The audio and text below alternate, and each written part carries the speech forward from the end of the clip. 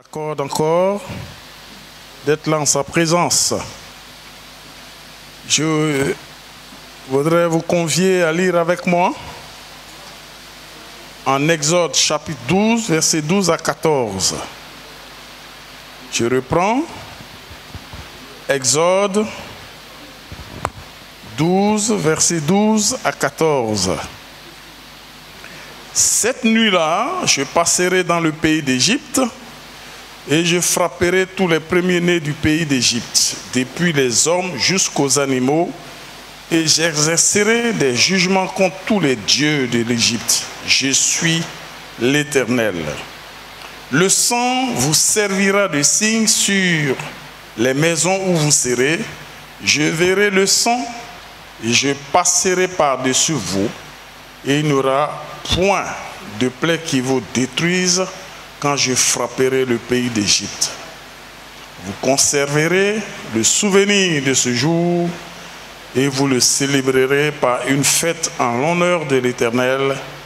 Vous le célébrerez comme une loi perpétuelle pour vos descendants. Amen. Bonjour bien-aimés frères et sœurs en Christ. Par ces temps qui courent, nous pourrions dire que notre barque est certes en train d'être ballottée par les flots de la mer. Cependant, nous devions rester sereins en Christ, notre Seigneur et notre Sauveur. Pour notre exhortation du jour, c'est la lecture que je viens de faire en Exode chapitre 12. Eh bien, ce passage de la Bible, c'est-à-dire ce chapitre 12, raconte une histoire palpitante. Non, retenons tout simplement que ce chapitre 12 d'Exode nous présente l'origine de la Pâque.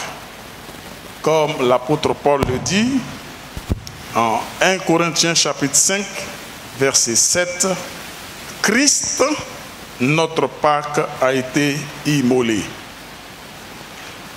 En effet, Jésus est l'agneau qui a été immolé, et ça vous le savez, à la croix de Golgotha pour notre salut. Et grâce à ce salut, nous pouvons dire que nous avons fait l'une des meilleures expériences de notre existence sur la terre. Le fait d'avoir accepté le Seigneur Jésus-Christ comme notre Sauveur et il demeure notre Seigneur est une très très très belle expérience et une, j'allais dire, une expérience d'assurance de sécurité. Avec la situation qui prévaut, retenons le verset 12 et le verset 13. Ce jour-là, c'est-à-dire le jour où la Pâque va être instituée, Dieu a dit aux enfants d'Israël de prendre un agneau sans tache, de l'immoler et de prendre le sang de l'agneau afin de l'appliquer sur le linteau des portes, sur les cadres des portes. Parce qu'il va passer en Égypte.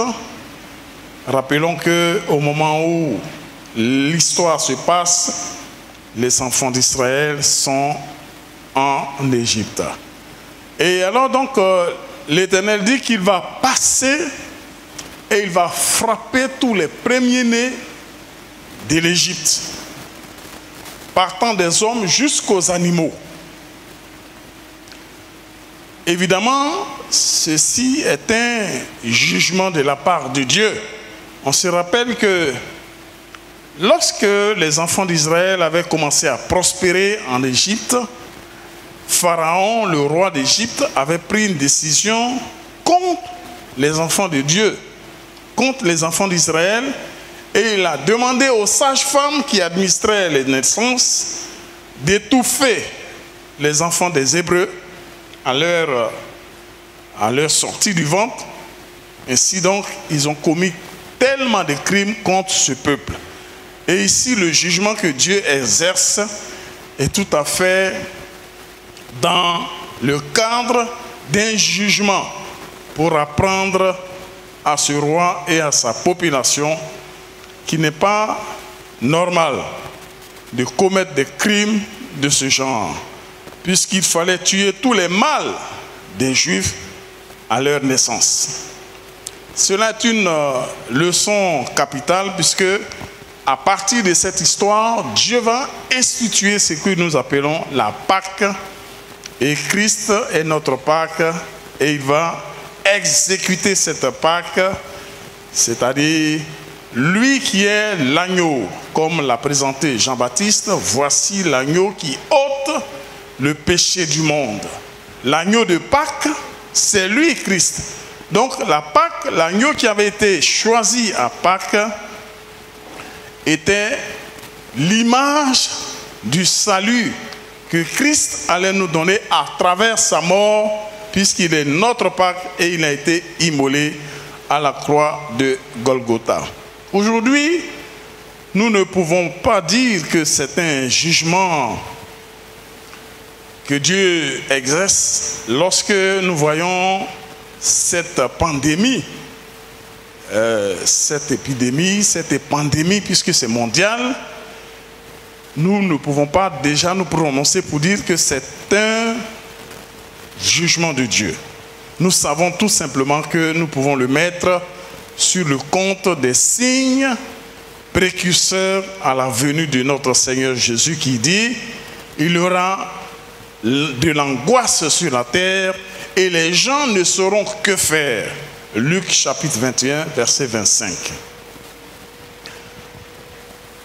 Nous avons une bonne nouvelle néanmoins à partir de ce passage. Dans Exode chapitre 12 toujours, et le verset 13, il est dit: le sang vous servira de signe sur les maisons où vous serez. Je verrai le sang et je passerai par-dessus vous. Il n'y aura point de plaie qui vous détruise quand je frapperai le pays d'Égypte. C'est ce que j'appelle la bonne nouvelle. C'est vrai qu'aujourd'hui, il n'y a pas de bonne nouvelle. Quand vous écoutez la radio, quand vous regardez la télévision, et encore avec tout ce qui se passe actuellement, nous ne pouvons pas dire que le monde est plein de bonnes nouvelles. Mais la Bible nous donne la bonne nouvelle. Alléluia. Parce qu'il est dit qu'il y avait la possibilité pour les enfants d'Israël, au sein de tous ces malheurs qui allaient frapper l'Égypte, il y avait une possibilité pour eux d'échapper au châtiment, d'échapper au scandale qui allait tomber sur eux, d'échapper à la mort.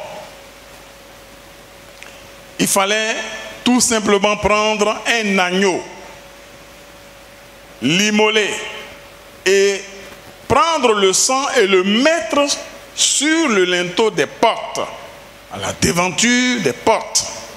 Donc marquer la maison du sang de l'agneau. Ceci devait être le signe qui allait les sauver. Et puisque l'Éternel leur dit, le sang vous servira de signe sur les maisons où vous serez.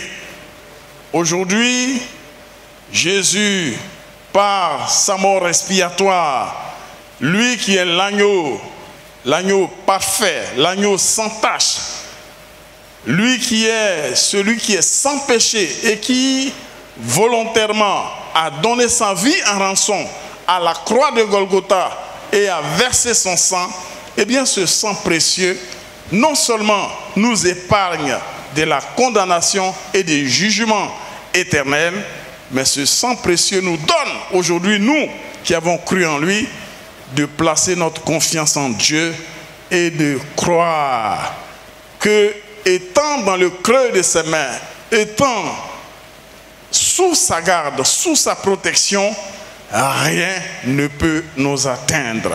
Bien-aimés, ne laissons rien au monde venir saper notre foi, notre confiance que nous avons placée en Jésus. Être lavé par le sang précieux de Jésus, c'est l'expérience la plus merveilleuse, l'expérience du salut, l'expérience qui nous épargne, donc comme je l'ai dit tantôt, du jugement éternel et qui nous épargne également d'autres malheurs. La Bible nous dit, et ce qui fait notre force, qui fait que nous pouvons croire en la Bible, c'est notre foi en Jésus. C'est le fait que nous ayons placé notre confiance en Jésus. Et donc, toute la parole de Dieu, toutes les promesses de Dieu sont pour nous des garanties, en quelque sorte, que le Seigneur nous donne. Quand, par exemple, dans le psaume 32, verset 6b jusqu'à 7, il est dit, « Si de grandes eaux débordent, elles ne t'atteindront point. » C'est-à-dire, elles ne t'atteindront nullement. Ces grandes eaux, aujourd'hui, nous pouvons parler de cette pandémie. Les hommes peuvent être agités. Ceux qui ne connaissent pas le Seigneur peuvent être agités, peuvent s'inquiéter. Mais, bien-aimés frères et sœurs, je peux vous dire une chose. Pour nous qui avons placé notre foi en Christ, nous devions rester sereins. Parce qu'il est un asile pour nous. Et la Bible nous dit qu'il nous garantit de la détresse. Il nous entoure de champs de délivrance. Alléluia. Et nous n'avons donc pas à avoir peur. Encore, le psaume 34, verset 20, nous dit « Le malheur atteint souvent le juste ». Bien sûr, quand il y a un malheur qui frappe le monde entier, les chrétiens étant au sein de ce monde peuvent aussi souffrir du mal qui arrive à l'humanité. Donc le malheur atteint souvent le juste, mais qu'est-ce qu'il est dit? Mais le Seigneur ou l'Éternel en délivre toujours. Alléluia. Et ça encore, c'est un espoir. C'est un espoir, c'est une force, c'est une puissance pour nous, parce que les promesses de l'Éternel sont les nôtres, puisque nous sommes ses enfants. Et pour terminer avec les promesses que le Seigneur nous fait, je vous convie à lire encore. Une fois de plus, c'est un verset que nous avons déjà lu, mais nous allons le relire. Nous allons le relire, c'est le psaume 91, du verset 1 au verset 7. Qu'est-ce qu'il dit? Il dit, c'est lui qui demeure sous l'abri du Très-Haut. Et c'est là aussi notre expérience. Nous sommes sous l'abri du Très-Haut. Parce que nous avons accepté son Fils, Jésus-Christ, dans notre vie. Il est notre Seigneur, il est notre Sauveur, il est notre protection. Et donc nous sommes sous l'abri du Très-Haut. Alors il dit que celui qui demeure sous l'abri du Très-Haut, il repose à l'ombre du Tout-Puissant. Mon Dieu en qui je me confie, c'est lui qui me délivre du filet de l'oiseleur, de la peste et de ses ravages. C'est vrai. En écoutant la radio, en regardant la télévision, nous voyons que cette peste, cette épidémie, ou plutôt cette pandémie, a fait déjà des milliers de morts. Un peu, même dans les pays très développés, comme nous le disons souvent, il y a eu des ravages, il y a eu des morts, il y a eu des dégâts humains. Et nous pouvons être rassurés avec ce psaume que c'est vrai que plusieurs peuvent succomber, peuvent être victimes de tous ces ravages, mais le Seigneur nous couvrira de ses plumes et nous trouverons un refuge sous ses ailes. Alléluia. Que son nom soit béni. Sa fidélité est un bouclier et une cuirasse. Nous ne craindrons ni les terreurs de la nuit, ni la flèche qui vole de jour, ni la peste qui marche dans les ténèbres, ni la contagion qui frappe en plein midi. Vous savez, c'est déclaré, c'est vrai, ici que nous avons 14 cas. Bon, il y en a même qui parlent un peu plus de 14 cas. Mais quel que soit ce qui va se passer, ce verset nous dit ceci. Que 1000 tombent à ton côté et 10 000 à ta droite, tu ne seras pas atteint. Alléluia. Quelle promesse! C'est pour cette raison que, bien-aimés, nous vous prions de ne pas paniquer, de ne pas perdre de foi. Et surtout, ne laissez rien qui vienne pour perturber votre foi. Chers frères et sœurs, que rien au monde ne vienne enlever notre foi en Christ. Jusqu'à ce que la situation se normalise, ce que je vais vous demander, c'est de vous exhorter à vous attacher au Seigneur. À vous attacher au Seigneur. Vous pouvez faire vos cultes en famille. Quand je parle de culte en famille, les dimanches par exemple, sentez-vous comme si vous étiez à l'église. C'est le lieu qui a changé, mais le Seigneur n'a pas changé. Donc vous pouvez faire vos cultes comme si vous étiez au temple.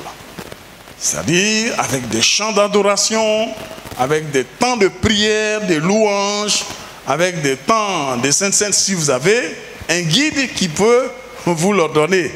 Et ça, je précise là-dessus pour dire, s'il y a quelqu'un qui est un pilier de l'Église et qui est parmi vous, qui peut ordonner alors la Sainte-Seine, alors il pourra le faire et vous vous sentirez encore comme si vous étiez au temple. Il y a aussi les temps d'offrande. Ça, il faut le faire. Un culte normal est composé aussi de ces choses. Temps d'annonce, si besoin il y a. Et puis surtout, qu'il y ait un temps de prédication. S'il y a quelqu'un qui peut vous apporter la prédication de la parole de Dieu, qu'il le fasse. Et s'il n'y en a pas, alors, et que vous êtes entre vous, ce que vous pouvez faire, c'est de choisir un texte ou bien un passage de la parole de Dieu et puis vous échangez, vous méditez ensemble ce passage, vous vous édifiez les uns des autres et puis à la fin, vous priez. Voilà donc, bien-aimés, quelques consignes que je voudrais laisser et cette exhortation pour vous dire que c'est vrai, la barque est en ballottage, mais elle ne chavirera pas. Autrement dit, les épreuves peuvent se soulever et toutes sortes de choses peuvent même chercher ou tenter de nous effrayer. Mais ne nous laissons pas effrayer, ne nous laissons pas ébranler dans notre foi, sachant que le Seigneur est fidèle et il est toujours avec nous.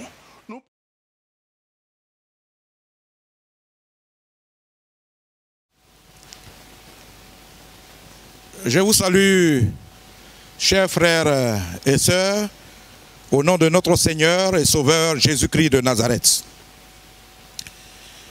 Nous voulons vous donner quelques sujets que le pasteur Konam Hélène a eu l'occasion de donner pour que nous puissions prier.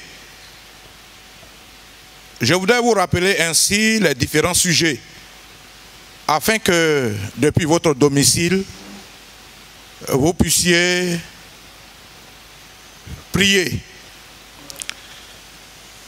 En effet, la prière, seule la prière peut décanter la situation.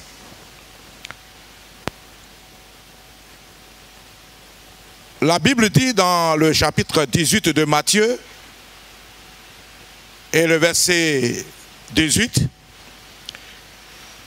que si deux personnes s'accordent pour demander une chose quelconque, il leur sera accordé.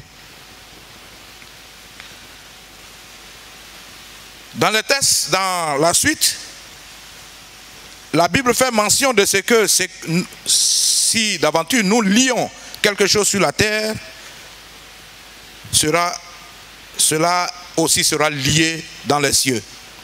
Dieu donc donne l'autorité et le pouvoir à l'Église de prendre la victoire conformément à ce que l'homme de Dieu a eu à prêcher. Ainsi donc le premier sujet. Je voudrais donc exhorter nos frères, en quelque lieu qu'ils soient, de prier à la maison, où que vous soyez, chers frères et sœurs, de prier. Le premier sujet est intitulé ainsi. Si vous avez quelque chose pour noter, et je crois que sur votre écran, cela passera, mais n'empêche que je puisse, une fois de plus, vous le recommuniquer. Le premier sujet donc, prier pour que la pandémie s'arrête sur la Côte d'Ivoire, surtout l'Afrique et l'Afrique en général, sur la Côte d'Ivoire et l'Afrique en général. Il est bon de souligner que ce n'est plus une épidémie, mais c'est plutôt une pandémie. Cela a pris le globe terrestre. Et nous devons lever nos mains vers le Seigneur, comme Moïse l'a fait. Nous devons prier donc et demander à Dieu de libérer notre pays.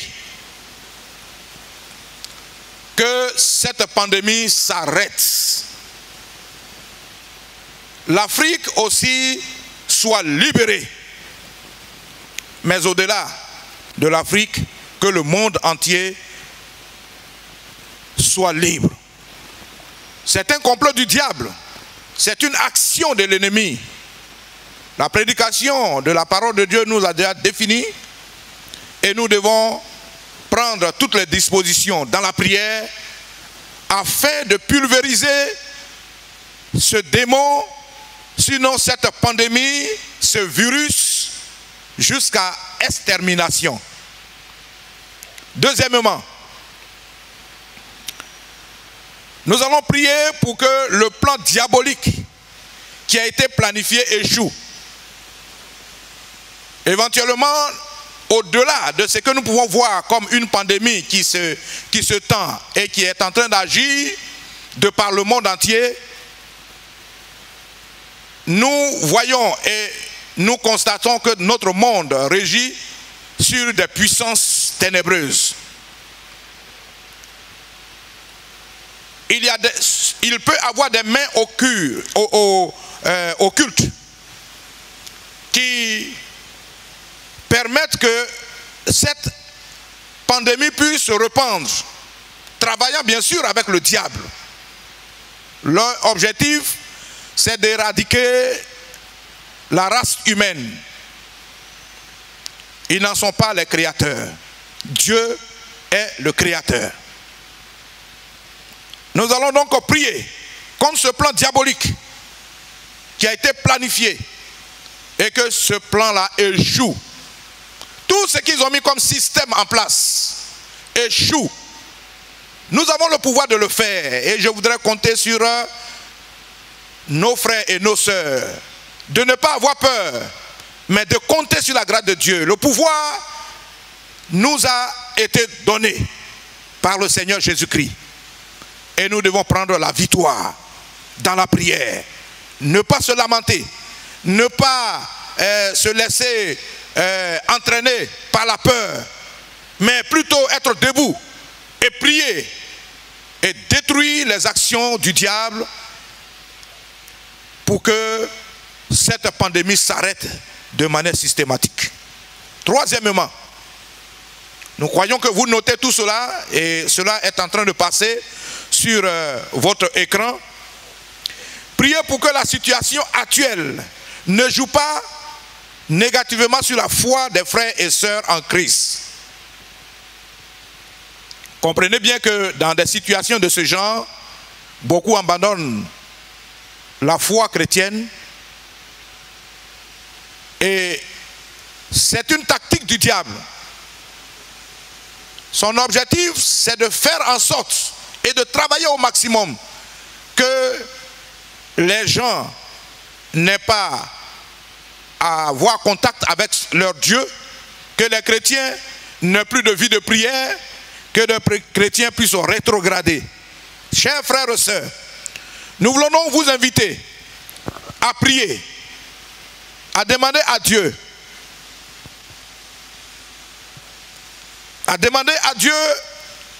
que cette situation actuelle ne joue pas négativement, je vais dire, sur la foi de nos frères et sœurs en Christ. Jésus est mort pour nous. Il est mort pour que nous puissions avoir la vie. Et donc, nous devons toujours continuer de suivre notre Seigneur, quoi qu'il advienne. Quatrième moment. Il faut prier pour l'avenir de l'église de l'Assemblée de Dieu de Côte d'Ivoire. Qu'elle ne défaille point. Oui, l'église des Assemblées de Dieu de Côte d'Ivoire doit toujours être debout. Il faut prier pour que cette église-là soit toujours vivante. En quelque lieu qu'il soit, petite ou grande, que l'église soit forte, que l'église puisse tenir, parce que le Seigneur a donné le pouvoir à l'église. Et donc, priez pour l'église des Assemblées de Dieu. Il faut, cinquièmement, prier pour les fidèles de l'église des Assemblées de Dieu sur le plan local, régional, national. Comme l'homme de Dieu, dans sa prédication, après sa prédication, l'a signifié, en quelque lieu où peut se trouver l'église, petite soit-elle, au plan local, au plan régional, au plan national, que nous puissions prier pour que ces fidèles-là, nos frères et sœurs en Christ, soient fidèles en l'église. Personne ne puisse trouver astuce quant à l'avènement de cette pandémie pour se dérober. Car le Seigneur nous fait grâce pendant que nous avons encore la force de prier. Et il faut que nous puissions nous mettre ensemble et prier pour les uns et les autres. Il faut prier pour tous les pasteurs. En sixième point, il faut prier pour tous les pasteurs. Qu'ils soient dans des petites, comme nous l'avons déjà signifié, dans des petites ou grandes églises, il faut prier pour ces pasteurs. Vous savez, les hommes de Dieu ont besoin de vos prières. Les hommes de Dieu ont besoin de vos soutiens. Nous voyons ce combat rude entre Amalécites et le peuple d'Israël. Moïse étant à la tête comme leader, il était soutenu par Aaron et Hur, pour que l'église, sinon je veux dire pour que Moïse puisse remporter la victoire. Les chrétiens que vous êtes, vous avez besoin de prier pour vos serviteurs de Dieu. Priez pour tous les serviteurs de Dieu, au-delà même des assemblées de Dieu, mais priez pour que l'église soit debout, que devant cette situation, nous puissions tenir tête à l'ennemi et dire que Christ est vainqueur. C'est pourquoi donc, il faut prier pour les serviteurs de Dieu. Priez pour que le Saint-Esprit, ça c'est le dernier sujet, et nous aurons beaucoup de sujets à vous donner dans les jours à venir pour que vous soyez en éveil. Le dernier sujet pour aujourd'hui, c'est prier pour que le Saint-Esprit influence les décisions des responsables d'église, des institutions chrétiennes. Il faut prier pour notre bureau national, le BEN.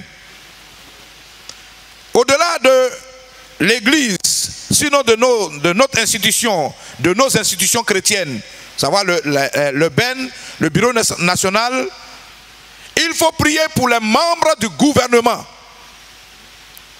Il faut prier pour nos leaders, pour nos présidents.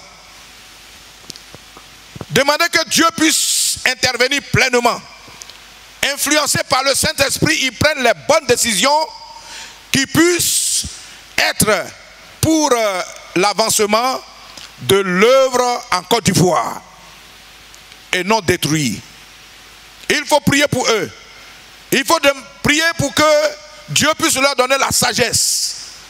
La sagesse qui fera en sorte que la Côte d'Ivoire puisse vivre.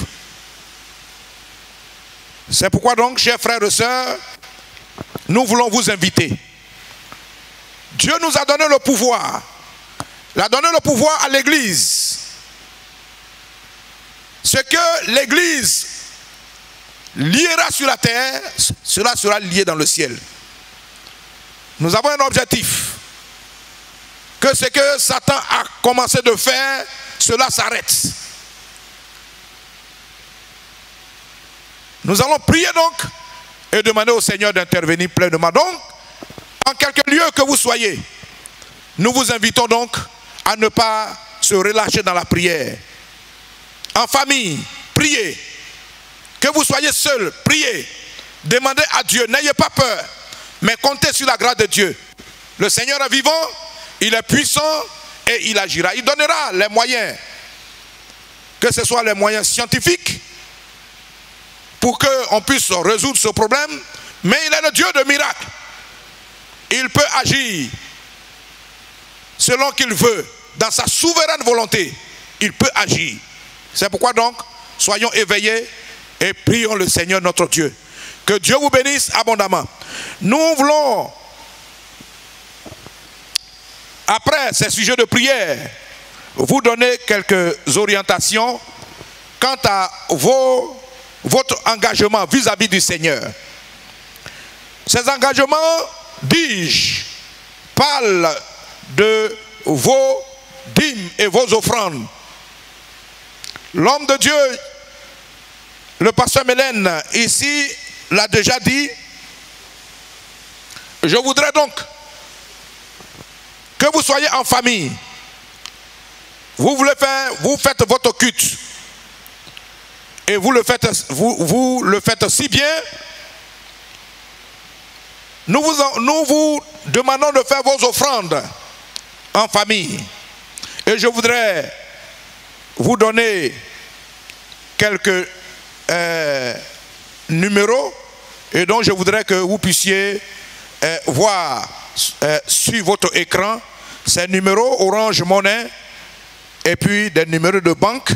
Si bien sûr vous voulez faire passer vos dîmes dans ces différents lieux. Que Dieu vous bénisse donc. Prenons courage. Nous sommes plus que vainqueurs. Le Seigneur nous a donné la force. Nous croyons que nous vaincrons. Que Dieu nous bénisse abondamment. Qu'il soit avec vous. Au nom de Jésus, notre cher Seigneur Sauveur. Amen.